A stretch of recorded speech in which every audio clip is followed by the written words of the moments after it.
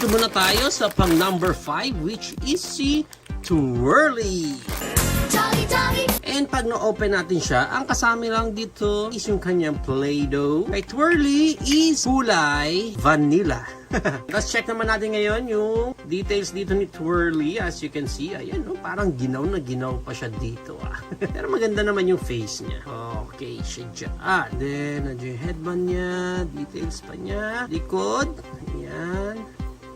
Ayan. Kasi ang pinaka-gimmick niya, tatanggalin mo tong kanyang paa. And then, siguro kuha tayo ng maliit na piraso dito ng clay. And then, ang gagawin mo is sisiksik mo doon yung pinaka-clay natin. So, hindi mo naman kailangan ubusin lahat ng clay pala. And then, ang gagawin natin is ipipisa mo lang siya dyan. And pag pinisa mo yan, lalabas syempre yung kanyang oh!